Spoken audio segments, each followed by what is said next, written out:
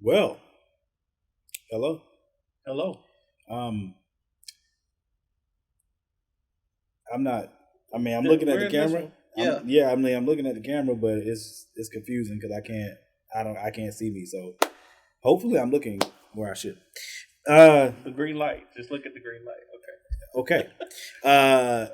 This is special features with Fourth Wall, myself, and Danny J. Quick. We're going to call it Writer's Commentary. Yes, Special features. This is the Writer's Commentary for LumberJax #1. indeed. Indeed. Indeed. Like he said, he's Morgan Iverson. I'm Danny J. Quick. Correct. The price says $4.99 on this cover. Is that still correct? Yesterday's price is not today's price. The price has gone up Yes. since we did this digital version. Yes. But we are going to review it. Not review it, but we're going to do a commentary. We're going to read the comic book. Yes. And we are going to talk about the process of making the book and any little Easter eggs that are in here. Morgan's going to go through on the screen, and I'm going to follow through as you should be at home with the physical copy. Absolutely. I I will reveal some Easter eggs, not all Yes. of them. Don't get it twisted. I'm revealing everything. No, it's not. Okay. All right. Now, where do I scroll? You want to talk about just right there? You want to scroll? You want to talk about the team? So this is LumberJax #1. Well, It says Morgan Iverson. It says Iverson, Quick. Guida, Aravina. Just slide your finger. Slide your finger on the. You don't got a Mac? I do not. Slide your finger on the top of the thing. This seems strange. Windows people. That seems strange. Just slide your finger. Don't press anything. Slide your finger up.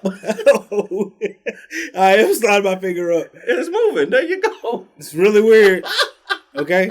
It's really Okay. weird. It feels like something else. That's That's all I'm saying. I'm teaching Morgan how to use a Mac. It feels like on the something fly. else. It doesn't feel like anything. It feels like something else. You always got to make it weird. I'm just saying. Okay. All right. All right. So creator writer Morgan Iverson. Saying. Pencils Giacomo Guida. That's the homie. Colors on this one's David Arvina. Yes. Letters by me, Danny J. Quick. Mm-hmm. We did have a pin-up back in the back of the book and an alternate cover Big bro Wally by Manera. the bro Wally Munir, the young legend from Charlotte, North Carolina. Absolutely. This says editor-in-chief Danny J. Quick, which is me. But He was just making some stuff up.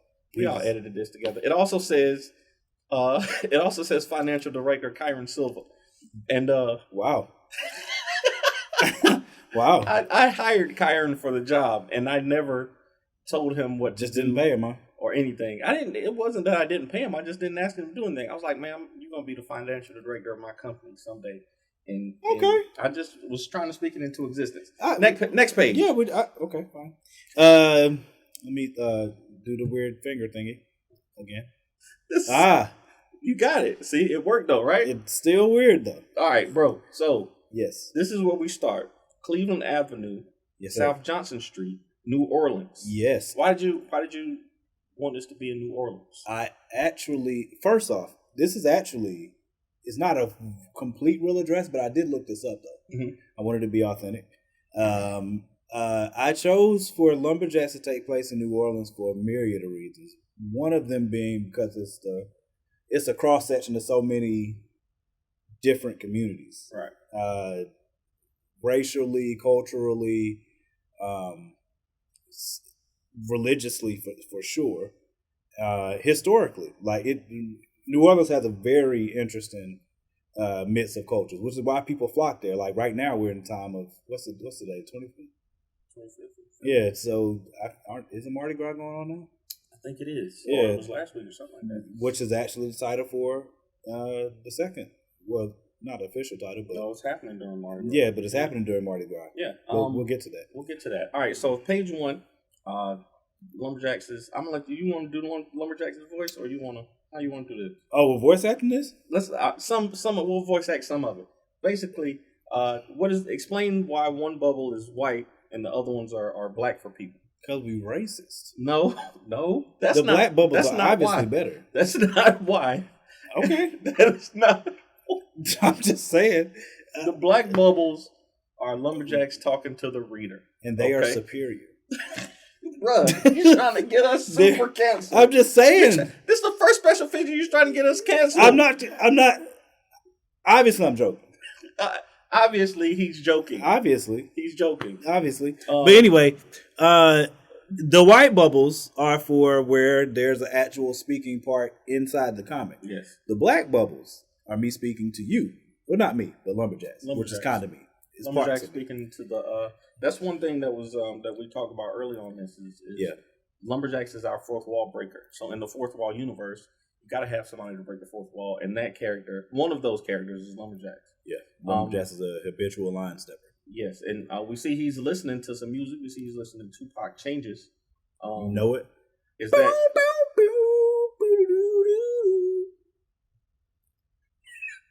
It's in the song. It's a great song. I don't think that was the song. It is. It starts like that. That was a rendition. I mean, I wasn't trying to be accurate. Everybody gets it. Before we go on to the next page, why is LumberJax about to beat up this young group of kids?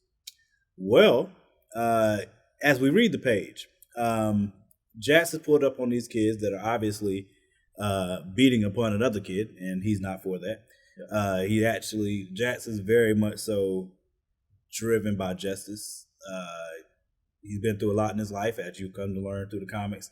And if you read the novels, did I say read or read? Yeah, I said that wrong though.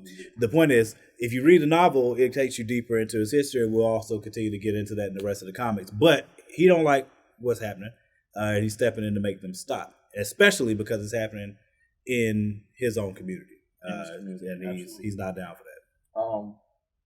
I can't think of anything else that I need to.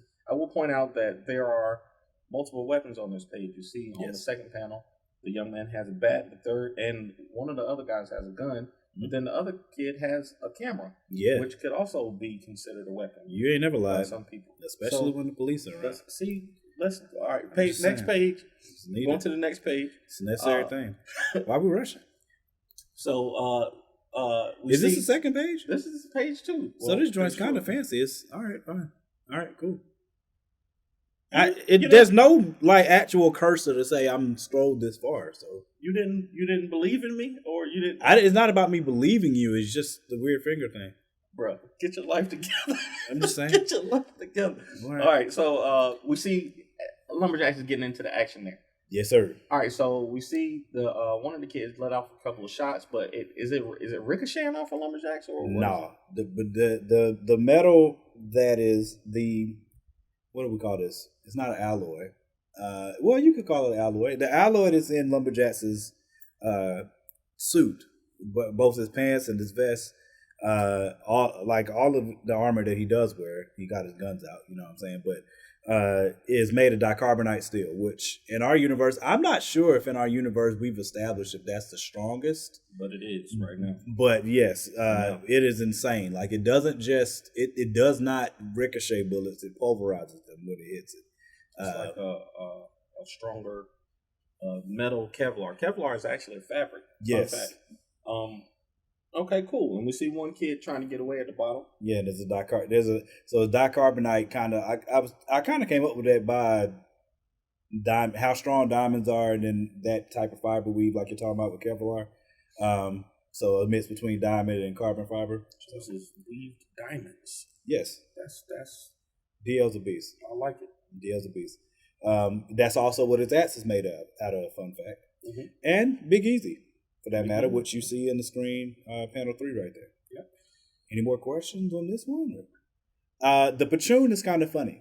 Pachoon. I feel like I hope Kevin Hart doesn't ask us about it. Pachoon. It'll be all right. Yeah, I don't want no smoke though. That's all I'm saying. This is one of my as a letter in this book. I just wanted to make sure it stood out from the Ace Blade stuff. I want to say I lettered this after Ace Blade 3. I don't know. This first issue, so I was pretty experienced at this point, but I'm still working at it. Mm-hmm. Next page. That's right. Weird finger thingy. There we go. Page 5. Okay. Jax throws a kid onto the ground. Yeah, well. The other kid with the phone is frightened, scared. As it should be. Drops his phone and is trying to run away, but Jax does not let him run away. No, we're not about that life over here. Jax said, Come on, man. And, yeah, I think Jandy put that in. I probably said something more harsh. Hits the boy in the back of the head. Well, he could have thrown with a rock. You see that axe back there? He could have thrown that. So, just saying. I'm just gonna say Jackson's a little harsh to kids. He ain't sleep. I mean, he ain't dead. He sleep. This is the first time. There's stars down there. This is the first time Jackson's see stars. Beat up a group of kids. I just want to point that out. It will not be the last. You're right. It will not be the last. You're right. And I'm sure there are plenty of parents out here right now that say, "Get him, get him." Exactly. You know what I mean? So Jackson's again. He's a no nonsense guy. He grew up in a culture that does not play this, and he grew up among a culture that had this type of stuff going on, and that's why he's not down for it. But that's why I like the next page is because at least he decided to talk to the kids after. Yeah, let me go to this. He beat them up. He stopped them from possibly killing that young man, and possibly. And then he sat him down and talked to him a little bit.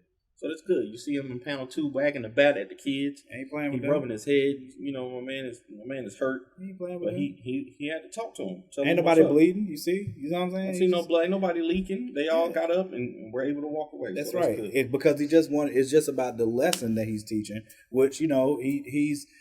I remember putting something in here about now Jax is aggressive in his language, as to me you should be. Sometimes speaking to kids, I don't know. I don't know what you guys have run into as parents, uncles and aunts and aunties and moms out here. But some kids, they need a little bit more. They need a little more. You know what I mean? So sometimes you got to step up your language, and Jax is just trying to get them to understand. Y'all treating each other like this is ridiculous. This whole thing is called the trap for a reason. You know what I'm saying? He's trying to put them on the game. Trying to put them on the game. And then of course, you remember the black bubbles are Jax speaking to you. So hopefully, as Jax is telling you, you are enjoying the ride so far, and if not, blame why?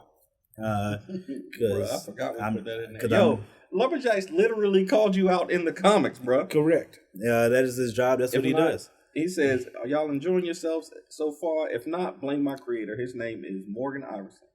Put my whole name in there. It ain't on me. At least it's not. Keep reading though. We on to the next one. Mm-hmm. I like it. Yeah. All right, next page. Let's see. Oh, weird finger thingy. I just did it, and it's not. There it is. Weird finger thing works. Bet. Why do you keep calling it that? Because it is weird. Just give it to me. I'll do it. I'm enjoying it actually. No, bro. This is my.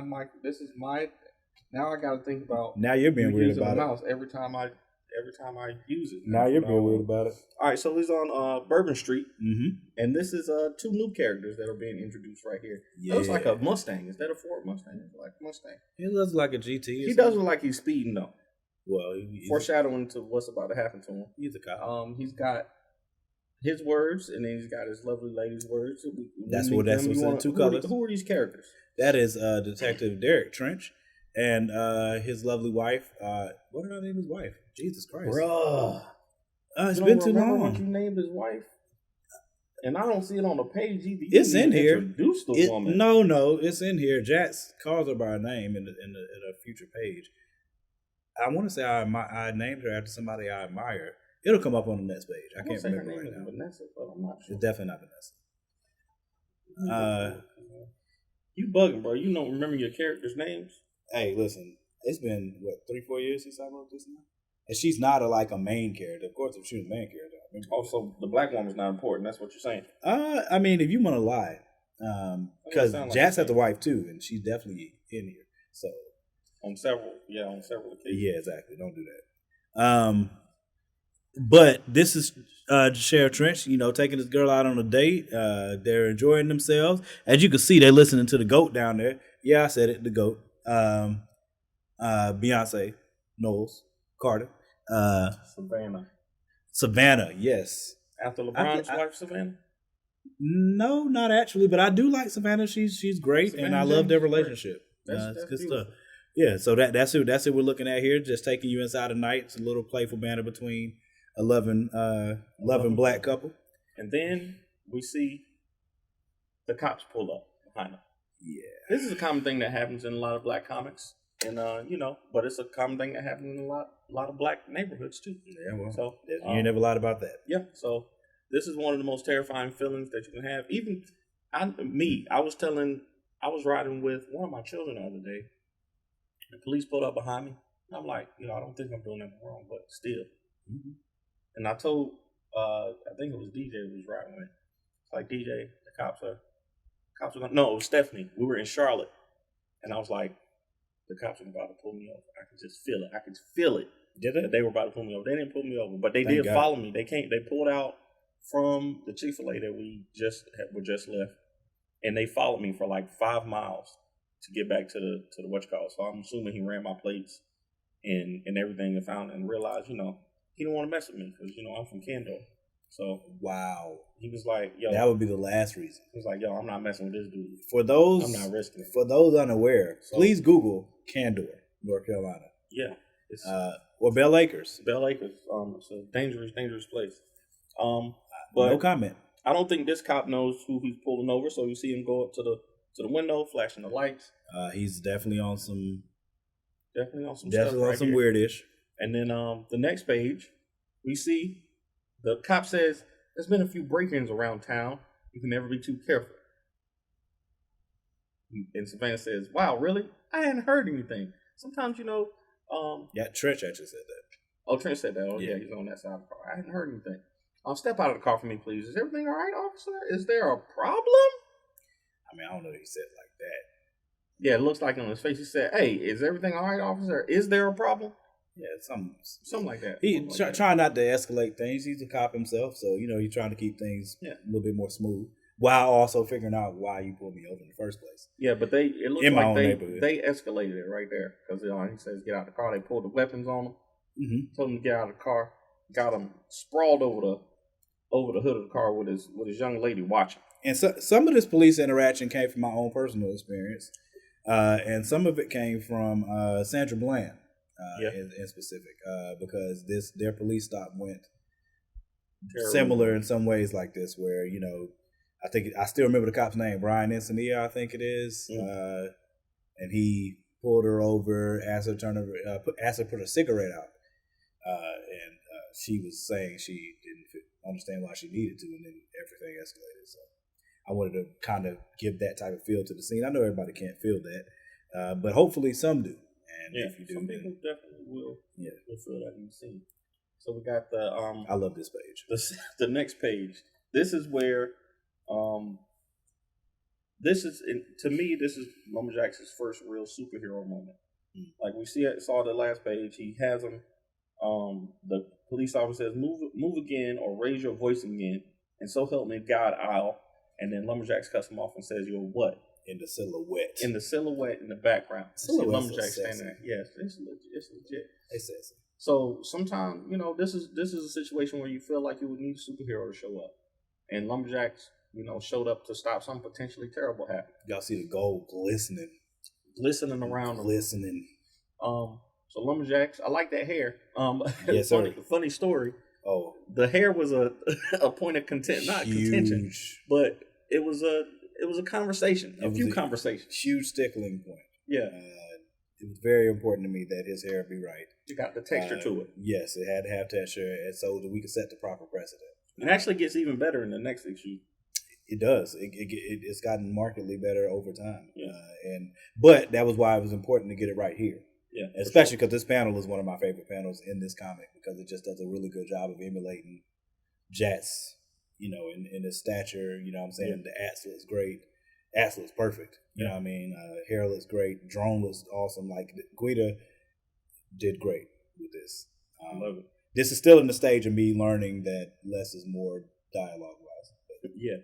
And as we can see on this next page, there's plenty of dialogue. So we see LumberJax breaks up the situation with the cops.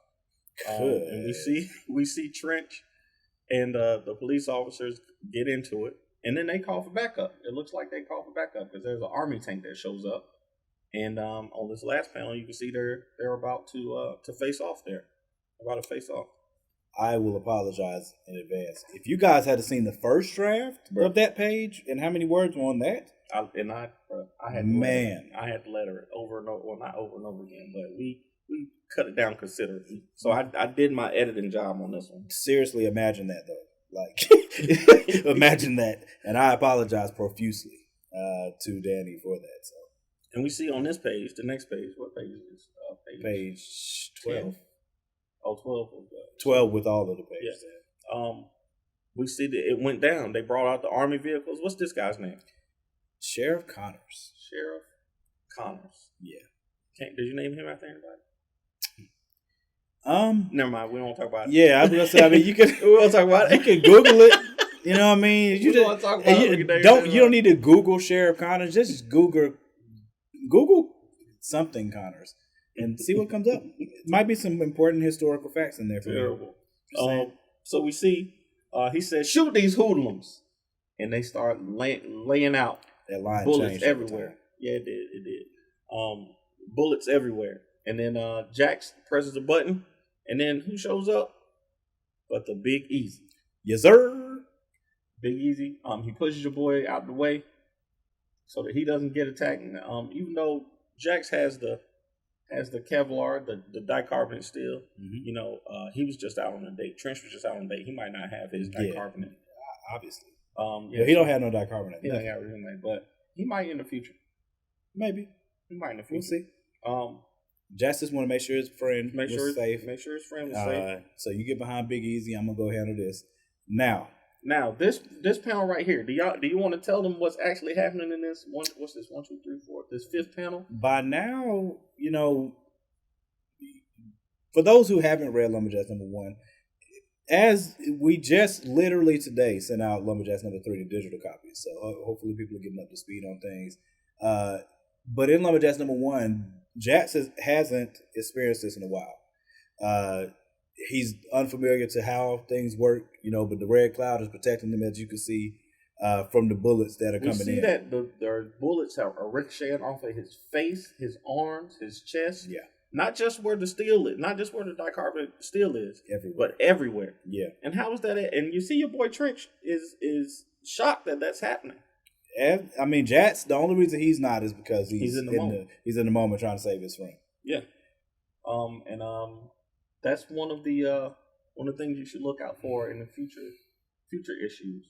So Jax then goes to layeth the smackdown. The smacketh down on all of the rest of the police officers.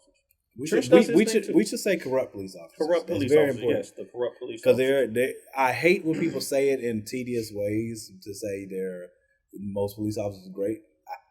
We know. Yeah, that's not what we're talking about, though. We're talking about the corrupt ones. Some of my best friends are police officers. Really? Yeah. Legit. I'm not a police officer. Not you. I had friends. It's good to know that. You're one of my best friends, but you're not all of mine. I have several best friends. It's too late now. And can't take that back. So we see that he Everybody ends the battle. Too. No, they understood what I was trying to say. It's fine. I have best friends who are police officers, and you're not a police officer, but you're. I have friends that are police officers too. So okay, now we're even. Terrible. So the next page we see LumberJax. He tries to give him. This is one of the things I like about LumberJax. He tried to give him a second. I did. He said, "Hey, stay down, or I'm gonna put you down." We saw the cop the police officer reaching for his weapon, and he had to cut his hand off. Cut his hand off right there. I don't know why. I needed to make sure we set the precedent that LumberJax does not suffer fools. Is a good way to say it. Absolutely. So if you want to be foolish, he's gonna give you every opportunity not to get effed up. But please don't mistake his kindness for weakness ever. Absolutely. And we get introduced to on the next page. We get our first introduction to triage, right? Yeah. I want to say I created triage. You definitely did. I believe that I did. I had this idea with the Six Squad to have a legion of robots that came out to help people. And next thing I know, in LumberJax #1, there's triage. I knew nothing about that. I don't think you did. I exactly. think you did. I think you did know. How could I steal it if I knew nothing about it? We'll talk about that later. The reason that I made triage was because LumberJax does not suffer fools. But he doesn't necessarily cut people up. Yes, he does not necessarily want you to die. So he does carry a little remedy maker that can speak for itself and is autonomous, of its own accord. DL, who we will meet, is the culprit for that, and I like him.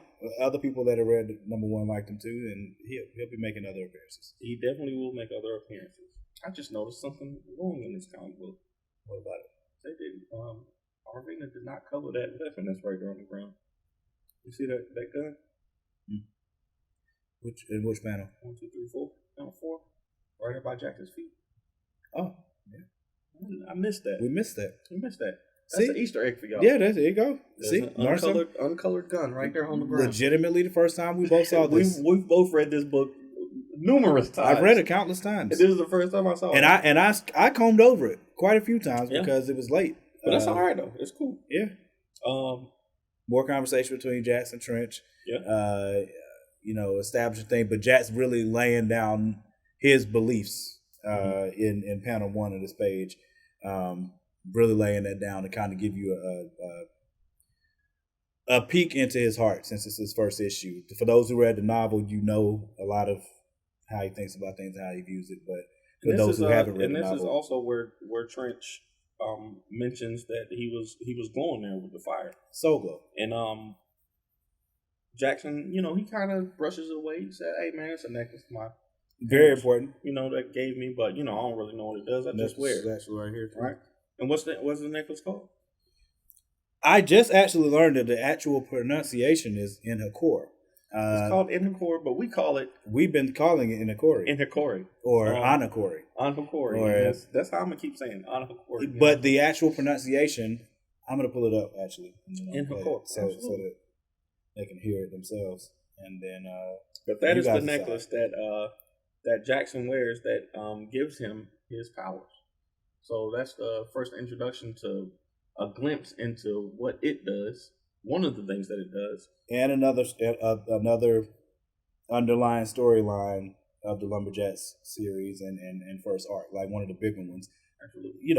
I want to tell stories on different levels. Play it for him how it's supposed to be said. Yeah, give me a second.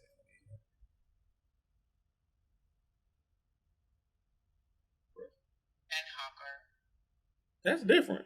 That ain't how I said it the last time. It's a different person pronouncing it.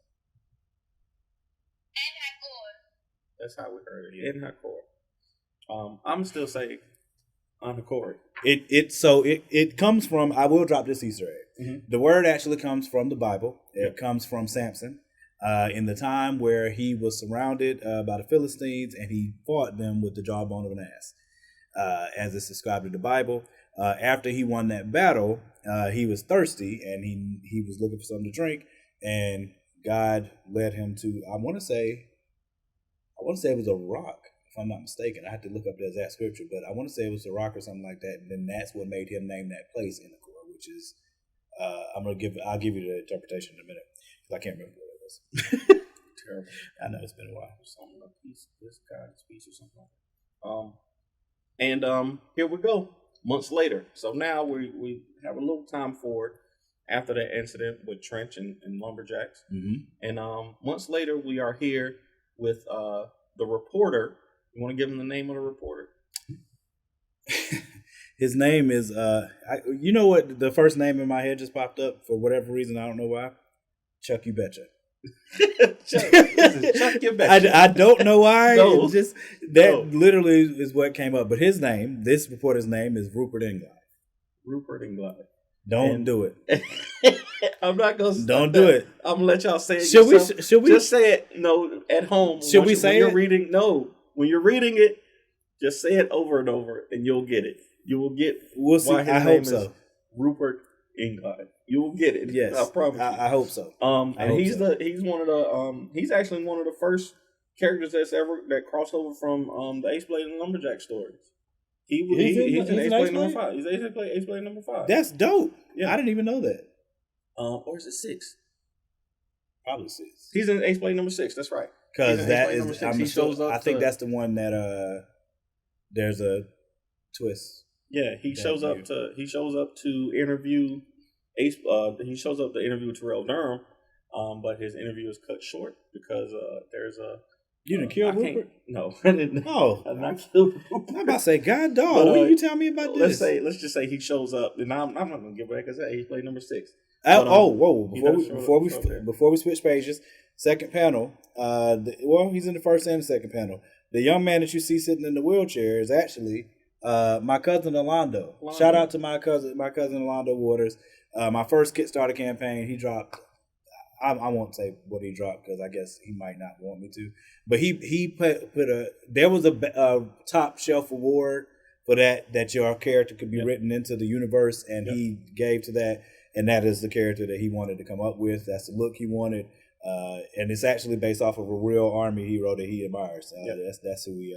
That's why we put that in there. Shout out to Alonzo. Yeah. And here we are at a court case. A court case for what was her rank? Is it Colonel Admiral Castile? And what's happening here? Central Castile. So there was a court case. I feel like no, we didn't. So there was this is a court case. This is Stacy Mbogo, Jackson's wife. She is a lawyer. Suit? Yes, in the blue suit. She is a lawyer, and she is defending her client.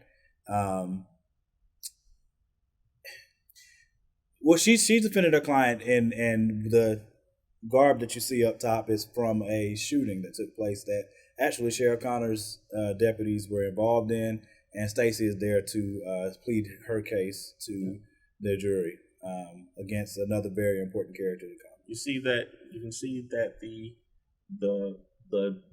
garb, the clothing, has USMC on it. So you know that the person whose clothes those were wearing was in the Marine Corps as well. And very heartbreaking to be very heartbreaking. And we see, that she's on trial. Yes, the soldier is on trial. Please make sure that you panel 1. There's something important to pay attention to that hopefully we're just nodding towards things. You know what I'm saying? Hopefully you guys see later on the difference. Anything else you want to do? No. I'm gonna get it over, and y'all make sure you read this because this sets up the entire first 4 comic books, first 4 LumberJax comic books, and we see Stacy is pleading her case to the jury, to the jury, and who you want to introduce this other lawyer, the lawyer that's against her? That is Grant Strong, one of my favorite characters. And this dude is a sleazy lawyer. If you ever is he sleazy? Don't talk about him. You don't think he's sleazy? I know. You know who I want to play this character? Who? Matthew McConaughey. I'm dead serious. I want Matthew McConaughey, bro. He will kill this. That would be great. That would be amazing. Actually, the guy that played Elvis could do this too. I can't remember his name now, but he could do this too. But Matthew McConaughey is always who I see in my head. Grant Strong is a very skilled lawyer. He is slick and slippery. And when you read through this trial, I wanted both of them to have an actual argument for this case. You know what I'm saying? To present both sides. So in this case, she's actually she has a case against the 2 officers that we've met earlier. Well, not the 2 officers, but Joe Connors and Michael Hoover. Yeah. The 2 officers that were involved in killing the men related to her. And we see right here on this page that they are found not guilty, which is a thing that also happens in real life a lot also. And you can kind of see the emotion in her eyes there as she hears that. It was very important to me to try to capture that too. Absolutely. Because I mean, having I really wanted to set the stakes. Like I said, I'm trying to tell the stories on multiple levels. This one needs to pull through to LumberJax number 4 so we can have hopefully a resolution. Absolutely. And then the last couple of pages here, we see Rupert interviewing the lawyers on their way out of the courtroom. The lawyer and the buttholes. And Jax is also outside. Panel 1, I'll just say something important there. Hopefully you guys see that. And Jax is out there waiting for Stacy because he's out there supporting his wife. Yeah, anybody about to roll up on his baby now. This is a high profile case, as you can see, with all the people outside protesting. Yeah. And unfortunately, it did not go their way. So Miss Castile did talk to the press and briefly, and then she decided to go on. But I think we might see her again eventually. You can see the true heartbreak in her eyes for what happened. Just as a woman that's given everything you have to the military and to the country to feel betrayed in this way in a seemingly open and shut case. Hopefully, I was able to do something that set some type of emotional stakes for what she's going through and pull that thread through the rest of the comments. Yeah, and then we have a little time forward again to about a month later, and we see, where's this? This is the yard, right? This is where LumberJax and his group of what do you call it? What do you call it? Jax Axis. The foundation. Jax Axis. Definitely not the foundation. The Jax Axis. Danny has a weird obsession with trying to name things the foundation because he thinks it's really good. And we see something happen on TV. We see Rupert Inglave reporting live, and then the broadcast is interrupted by a person in a mask and a group in hoodies that say "by any means" about their life. And a message is broadcast to hundreds of thousands of people in New Orleans, and we see explosions all over the place. And we see an explosion in a very specific place in panel number, what's that, 1, 2, 4, panel number 4. Yep. The message that Animus is getting out is that, look, all right, that high-profile case, we try to go the right way and do it your way. Sometimes you got to speak a language that only, that's the only language you want to hear and understand. Cool, that's the way we give it to you. And it's starting a precedent and new kind of revolution going forward by a group that is fed up with the injustices. So I'm gonna read the quotes from the first panel. It said, "You have left her without a family," talking about Miss Castile. "You have left her without a family, so every one of you who helped her foster the injustice in her case will be left with the same grief she feels to this day. You've left her without a husband and a son. We leave you without the same. Eye for eye, tooth for tooth, hand for hand, justice for injustice. We will have equality by any means." So what happened here was they blew up the jurors who presided in the case, who decided that the officers were not guilty. The jurors, the judge, the courthouse that it happened in, all of them. Everything that they saw that was involved with the injustice that took place here. They talk about at the end. Sometimes there is no more fixing the structure. You just have to break the structure and rebuild, and they're determined that they're going to do that.